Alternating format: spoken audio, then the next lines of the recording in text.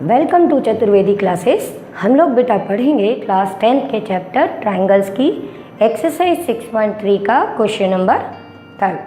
Question number 3 में हमारे पास में ये दिया हुआ है कि diagonals AC and BD of a trapezium ABCD with AB parallel to DC intersect each other at the point O। Means हमारे पास में एक ट्रेपेजियम गिवन है ABCD, ठीक है बेटा।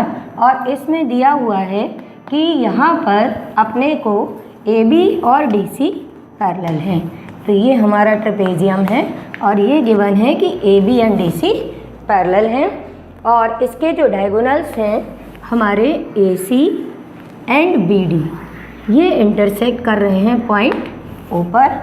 अब इसमें लिखा है using similarity criteria for two triangles show that OA upon OC is equal to OB upon OD। Question समझ में आ गया बेटा कि एक ट्रेपेजियम के डायगोनल्स अगर पॉइंट O पर हमारे इंटरसेक्ट कर रहे हैं तो हमको ये प्रूव करना है कि AO upon OC OB upon OD के इक्वल है। लेकिन हमको ये कैसे प्रूव करना है, यहाँ पर अपनी सिमिलैरिटी क्राइटेरिया को यूज़ करके।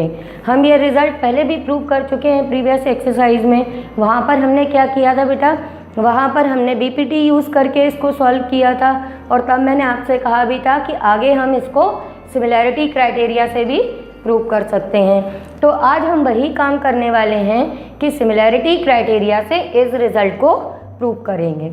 अब इस रिज़ल्ट को प्रूव करने के लिए पहले मैं आपको बता देती हूँ कि अपन कैसे आगे बढ़ेंगे, कैसे इसको प्रूव करेंगे, फिर उसके बाद अपन इसको लिखेंगे, ठीक है ना। केवल मैं यहाँ पे लिखूँगी और आप उसको कॉपी कर लोगे तो उससे आपको समझ में नहीं आएगा। इससे रिलेटेड कोई और क्वेश्चन आप करना चाहो तो आप कैसे करोगे। तो ध्यान दो, जब भी हमको सिमिलैरिटी क्राइटेरिया यूज़ करना है तो हमें मालूम है वो दो ट्राइंगल्स का होगा, तो हमको जो साइड्स प्रूव करनी है या जिनका रेशो निकालना है हम उन पे बनने वाले पहले ट्राइंगल्स चूज़ कर लेंगे। अब यहाँ पर हमको AO, OC, OB और OD इनके बीच में बनने वाले ट्राइंगल्स देखने हैं कि कौन कौन से हैं। तो हमने देख लिया कि एक ट्राइंगल हम इसको ले सकते हैं और एक ट्राइंगल इसको ले सकते हैं। इसके अलावा हम इन दोनों को भी तो ले सकते हैं। मन में आएगा ना कि AO, OD, OB, OC इनसे ये दो ट्राइंगल भी बन रहे हैं, पर बेटा हमको इन दोनों ट्राइंगल्स को नहीं लेना। हम किन को चूज़ करेंगे, इन ट्राइंगल्स को। अब हम इन्हीं को क्यों चूज़ करेंगे, उसका रीज़न भी सुन लो कि अगर हमको सिमिलैरिटी क्राइटेरिया यूज़ करना है तो हमारे पास में इन दो ट्राइंगल्स में ये एक वर्टिकली अपोजिट एंगल तो दिख रहा है, पर इसके अलावा कोई और चीज़ गिवन नहीं है। अब कोई और एंगल के बारे में हमको नहीं मालूम, साइड्स के बारे में तो प्रूव करना है। तो अब हमको इन एंगल्स के बारे में अगर जब तक नहीं मालूम तब तक हम इनको क्या कर सिमिलर कर सकते हैं। सोचो ज़रा, हमारे पास में केवल एक एंगल इक्वल है और एक एंगल इक्वल होने से हम उन्हें सिमिलर तो बता ही नहीं सकते। तो इसलिए हम यहाँ पर ये दो जो ट्राइंगल्स हैं इनका यूज़ नहीं करेंगे। मैं इतना डिटेल में इसलिए बताती हूँ कि आप ऐसे ही और क्वेश्चंस ट्राई करो तो आपको ये तो पता रहे कि हमें ट्राइंगल्स लेने कौन से हैं। तो हमने सबसे पहले देख लिया कि हमको ट्राइंगल कौन से चूज़ करने हैं, AOB और DOC, ठीक है। अब ये क्यों नहीं लेने उसका रीज़न बता दिया। अब ये दोनों क्यों लेने हैं उसका रीज़न सुन लो।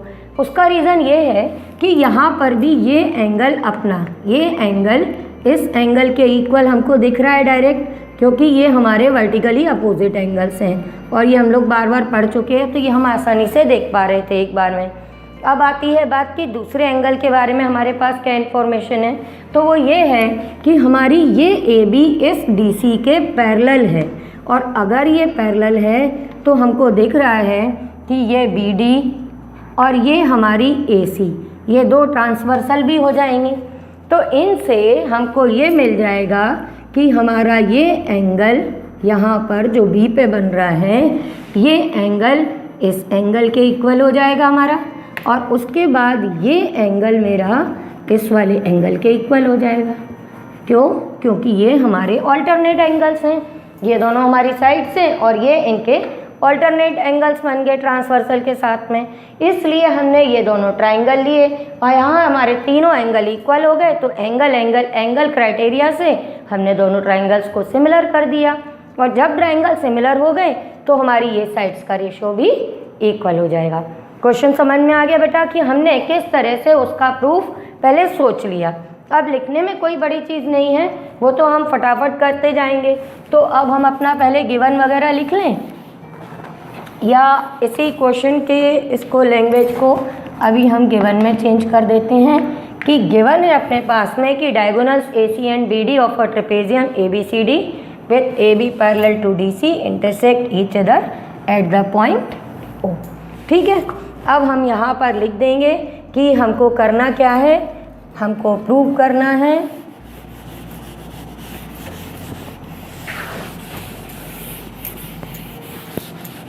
लाओ ये लिख ही लेते हैं। अब हमको प्रूव करना है OA upon OC is equal to OB upon OD। ठीक है बेटा, पहले हमने अपने गिवन लिख लिया, फिर टू प्रूव लिख लिया। अब हम अपना प्रूफ स्टार्ट करेंगे। तो जैसा कि हमको मालूम है हमें सिमिलैरिटी क्राइटेरिया यूज़ करना है, तो हमने अपना सबसे पहले लिख दिया कि in triangle OAB and triangle OCD, इन दोनों ट्राइंगल्स में हमने सबसे पहले ये एंगल्स इक्वल किए, तो हम ये लिख देंगे। आपको अगर एंगल्स के नेम AOB DOC इस टाइप से लिखने तो आप वैसे भी लिख लो, और जिन लोगों को ऐसा लिखने में दिक्कत आती है या वो कंफ्यूज हो जाते हैं कि क्या लिखना है, उनके लिए सिंपल सा काम है कि आप इन एंगल्स की नंबरिंग कर दो। मीन्स ये एंगल 1, ये 2, ये 3, 4, 5 एंड 6। ठीक है बेटा, तो हम इनको इस तरह से लिख सकते हैं। अब ये ध्यान रखना कि OAB पहले लिखा है, तो OAB में आपने जो नंबर्स लिखे हैं वो यहाँ पहले लिखने पड़ेंगे।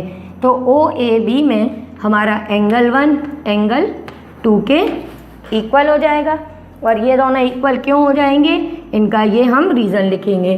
तो हम 1 मिनट इनको थोड़ा साइड में कर लेते हैं क्योंकि लिखने में आसानी रहेगी।